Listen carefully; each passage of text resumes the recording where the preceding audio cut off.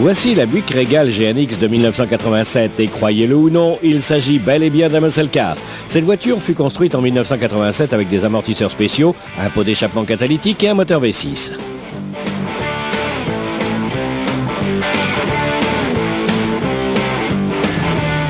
En fait, ce n'est pas simplement un muscle car, c'est surtout la berline avec l'accélération la plus impressionnante qui n'a jamais été construite. La Buick GNX est vraiment une des voitures qui compte parmi les plus complètes. Son moteur 3,7 litres V6 turbo est capable de développer plus de 275 chevaux et la caisse a été conçue pour pouvoir supporter cette puissance.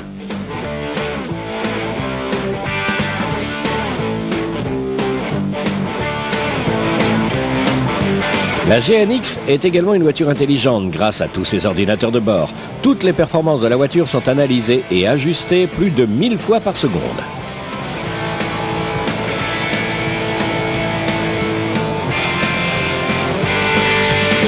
De la calandre au becquet arrière, toutes les parties de cette voiture ont été dessinées avec grand soin et cela a fait d'elle une voiture symbole très réussie.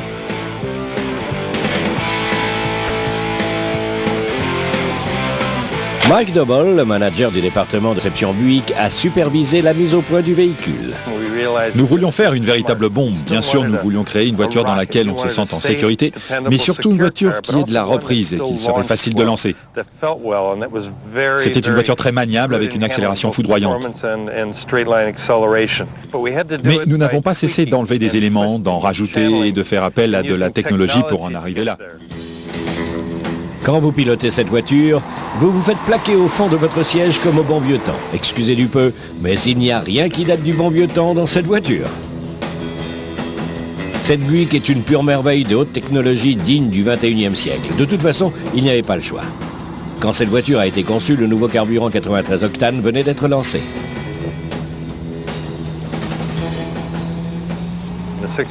Dans les années 60 et 70, vous pouviez ajouter du poids à votre moteur. Vous pouviez ajouter 2 carburateurs ou 4. Le poids n'avait aucune importance. Il fallait juste avoir plus de puissance, plus de couple. Et à l'époque, nous étions bien placés sur ce marché, mais c'est un marché qui a été dur à conserver. La GNX est la dernière étape de développement de cette voiture avec la Regal Grand National de 1986. Entre 1984 et 1987, le Grand National et son homologue, la Regal T, vont griller un bon paquet d'autres muscle cars et les laisser sur place avec un petit bruit bien particulier.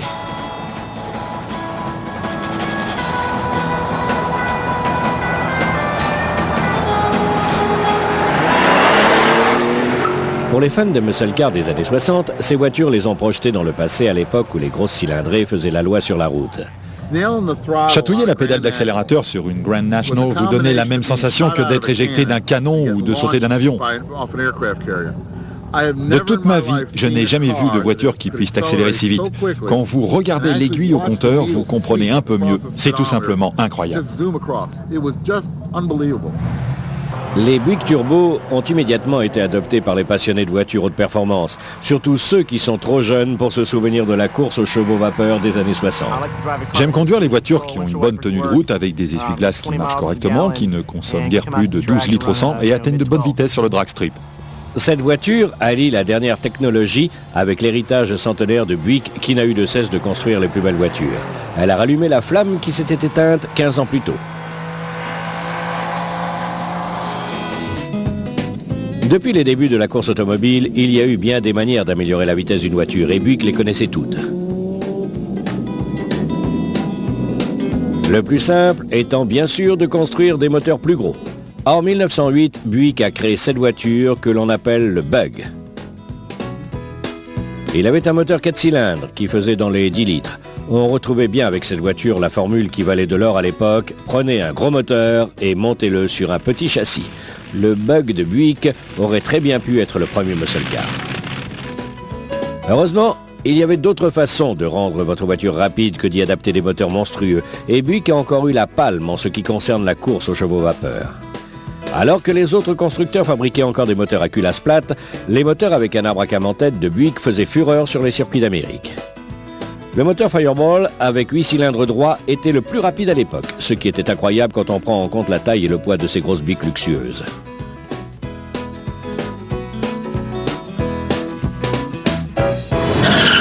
Quand les muscle cars commencent à être vendus au public dans les années 60, Buick parvient à s'imposer avec une belle voiture luxueuse et très puissante, la Skylark Grand Sport.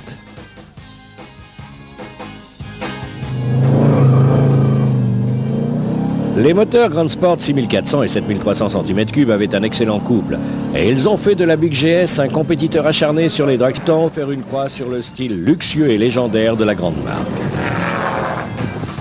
Mais vers le milieu des années 70, même les puissantes Stage 1 Buick avaient disparu de la circulation. L'industrie automobile était passée de la course à la puissance à la course, à l'économie de carburant.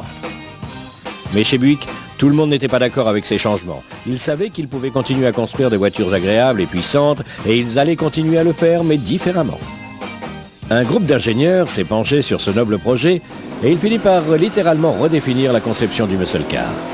Ils voulaient conserver tous les éléments essentiels au muscle car, comme l'accélération péchue et le style, mais ils ne devaient pas oublier de se débarrasser des détails qui n'ont pas été efficaces au cours des années 80, comme le manque de maniabilité ou des moteurs faisant des économies de carburant vraiment limitées. À l'époque, la Buick Regal s'en sortait bien sur les circuits de NASCAR.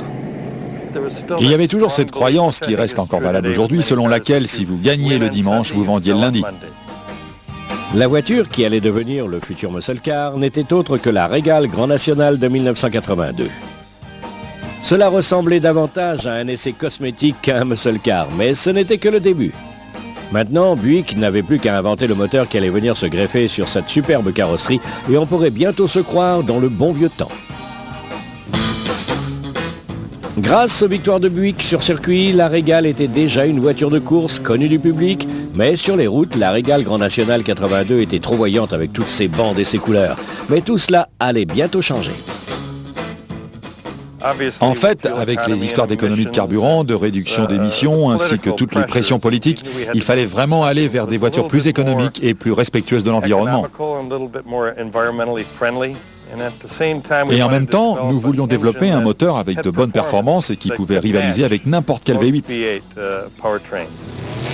La puissance était l'ingrédient essentiel pour en faire un muscle car et pour la nouvelle génération du Grand National, Buick avait choisi un moteur qui avait une consommation assez modérée et un bon potentiel pour la course, le 3,8 litres V6.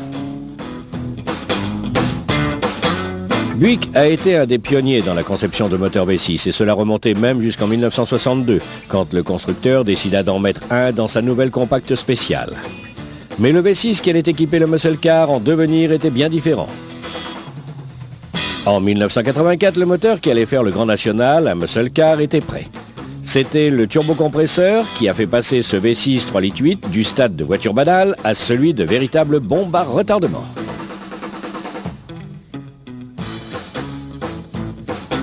Tout à coup, la tendance fut inversée avec la venue de ce V6 turbo. Avec cette voiture, c'était le jour et la nuit. Le moteur 3,8 litres turbo de la Grand National 84 était vraiment à des années-lumière de son ancêtre V6. Il faisait 200 chevaux et développait un couple phénoménal. Cela faisait de lui le moteur 6 cylindres le plus puissant dans l'inventaire de la General Motors. En plus du turbocompresseur Garrett, il ne fallait pas oublier le système d'injection séquentielle électronique Bosch, un collecteur d'admission en aluminium spécialement adapté, une pompe à injection haute pression, ainsi qu'un nouveau détecteur de débit d'air. Les Grands National 84 ont commencé à faire des cartons sur les drag strips en allant parfois jusqu'à faire moins de 14 secondes sur 400 mètres, ce qui était une bonne performance. C'était même impensable pour un V6 3,8 litres.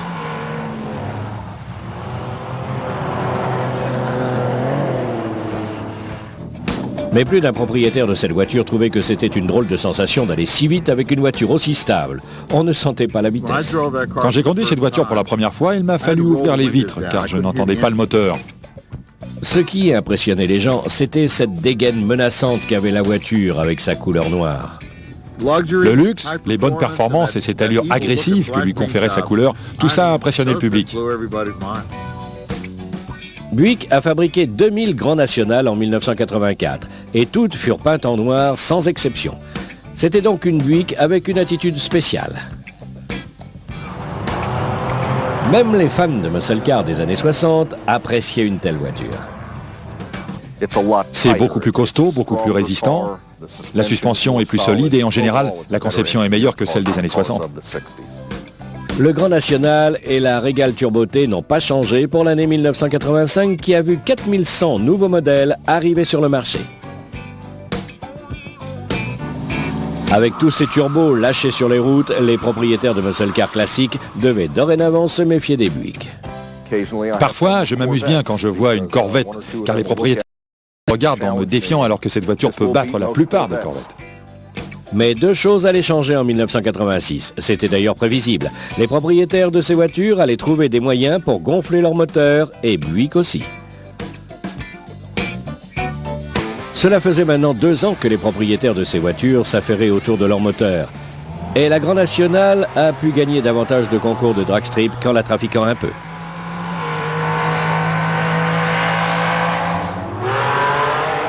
La Turbo T Stage & Go et la Turbo T Regal étaient vraiment celles qui sortaient du lot, car elles étaient aussi rapides. De plus, elles n'étaient pas de couleur noire. Mais les ingénieurs de chez Buick n'allaient pas abandonner la partie, alors qu'ils avaient plus de chevaux sous le capot, et Dieu sait s'il y en avait là-dedans. Le grand changement est survenu en 1986 quand nous avons installé un intercooleur et fait des améliorations sur le V6 3,8 litres. Et ça a vraiment fait la différence avec la version 85.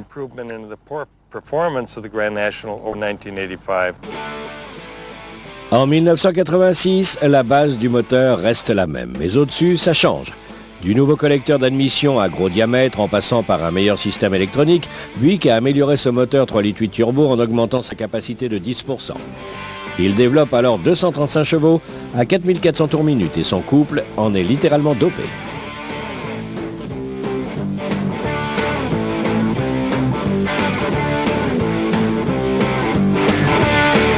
Cette année-là, le turbo a été placé à l'avant du moteur. Et il alimente le collecteur d'admission en air compressé par le biais d'un petit système malin, l'intercooleur.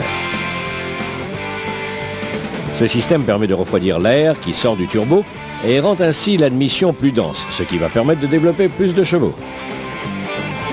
Avec l'ajout de l'intercooleur, ce petit moteur qui en voulait était devenu un petit moteur qui en voulait encore plus. Elle pouvait maintenant faire 13 secondes sur les 400 mètres du drag. Un petit coup d'accélérateur et le moteur répondait aussitôt comme un moteur de course. C'est ce qui a poussé les fans de muscle car à se tourner vers cette voiture. Ils ne travaillaient pas sur ce bolide avec des clés à molette, mais plutôt avec des ordinateurs.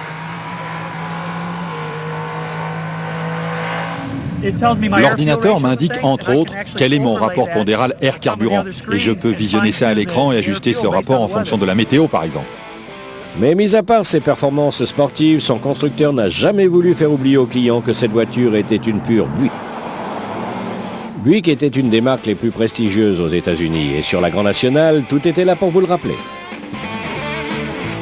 Le prix de la Regal 86 était de 81 000 dans le haut de gamme des voitures de taille moyenne chez General Motors.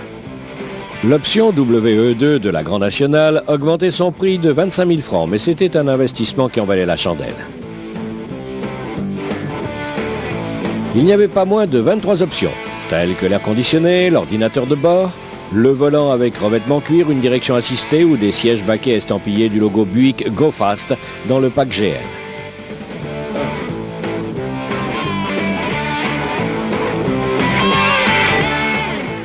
Il y avait aussi les jantes spéciales de 15 par 7 chromées, les pneus radiales 215/65R, des freins à disque super puissants, la boîte de vitesse automatique 4 rapports TH200R, un béquet arrière, des insignes Grand National et toujours cette méchante robe noire intégrale.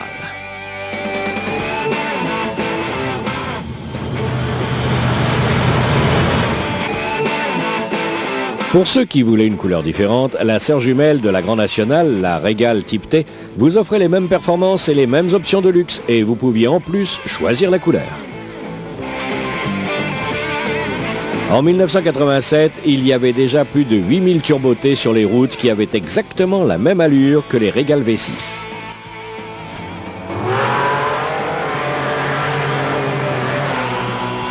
« 1987 allait être la meilleure année en ce qui concerne les ventes de ces voitures.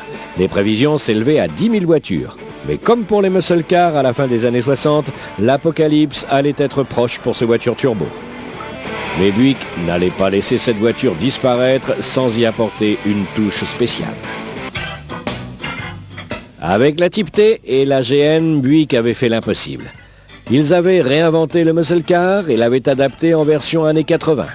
En l'espace de 4 ans, le petit moteur 3,8 litres V6 est passé de 180 à 245 chevaux. Ces voitures étaient la preuve que la vitesse ne se faisait pas au détriment du confort, du luxe et de la consommation.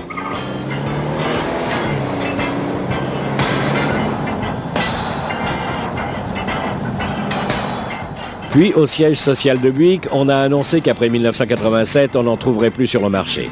Mais cette fois-ci, il ne s'agissait pas d'une volonté délibérée de voir disparaître cette voiture de la circulation, mais plutôt une décision mûrement réfléchie qui est caractéristique de la maison Buick.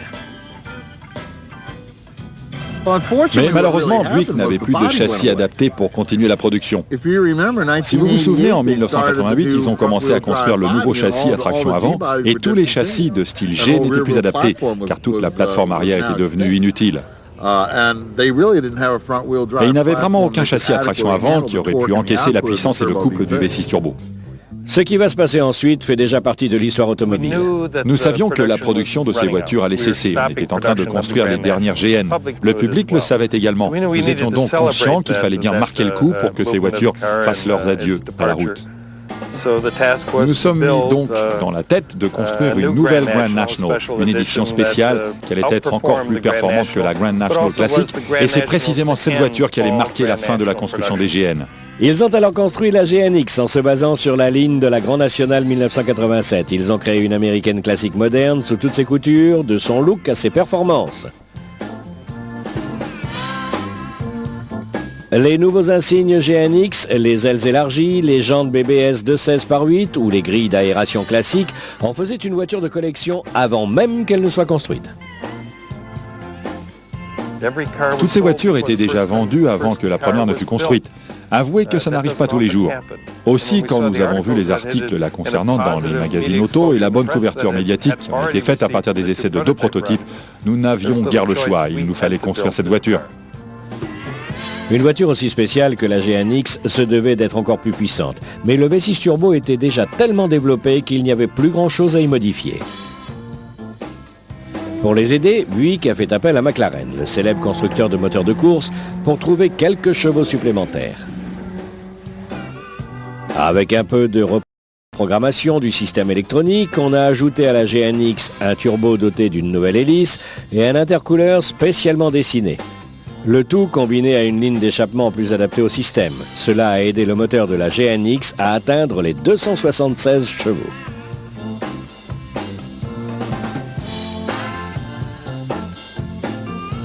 Mais la révolution, c'était la nouvelle suspension de cette voiture. Nous savions que nous aurions plus de puissance en adhérant à la route. Il fallait également s'assurer de la solidité du pont arrière. Alors, comme nous ne pouvions pas nous permettre de laisser tourner le différentiel en charge, nous avons introduit une barre en échelle ou barre longitudinale, si vous préférez, qui se trouvait au point le plus haut du châssis, juste derrière la transmission. Cette barre en échelle bloquait le différentiel quand le couple était élevé.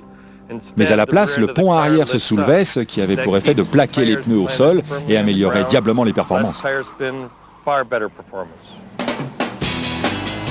Tout ce travail allait faire gagner une demi-seconde à la GN pour passer de 0 à 100 km/h et son temps aux 400 mètres départ arrêté était lui aussi devenu impressionnant. La voiture avait le même style qu'une voiture de sport et aujourd'hui, presque 15 ans plus tard, son look ne passe pas inaperçu sur la route. Mais peut-être que la plus grosse surprise fut de découvrir combien les gens aimaient conduire ce type de voiture.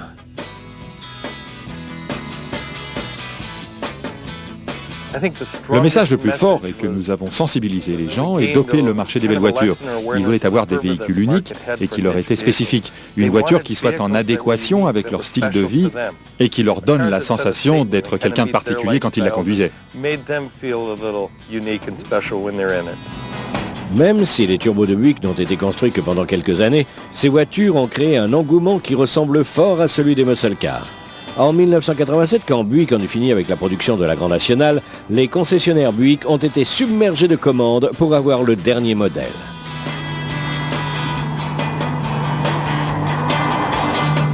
La demande était si forte que Buick fut obligé de produire plus de modèles que prévu. Et quand le stade des 20 000 unités fut atteint, on arrêta la production. Aujourd'hui, parmi les propriétaires de Grand National ou de Type T, on trouve des anciens pilotes de muscle car Ford ou Chevy et également des jeunes qui apprécient la première pointe de vitesse. Bill Saveno et ses deux fils, Mike et Dan, possèdent chacun leur Buick Turbo. C'est bien sûr Bill qui a lancé cette mode de famille. J'ai conduit un modèle 87 chez le concessionnaire et j'en suis tombé amoureux instantanément. Alors l'année dernière, je me suis offert la Grand National 87 et juste après ça, Mike a voulu en acheter une et Dan a lui aussi chopé le virus et il s'est acheté une 85. Je connais ces voitures depuis que j'ai 8 ans. Quand j'ai eu 16 ans, je me suis dit que j'aimerais en acheter une. Comme je n'avais pas beaucoup d'argent, il m'a fallu me rabattre sur une voiture bon marché, un plus vieux modèle, et quand j'ai trouvé celle-ci, j'ai sauté sur l'occasion.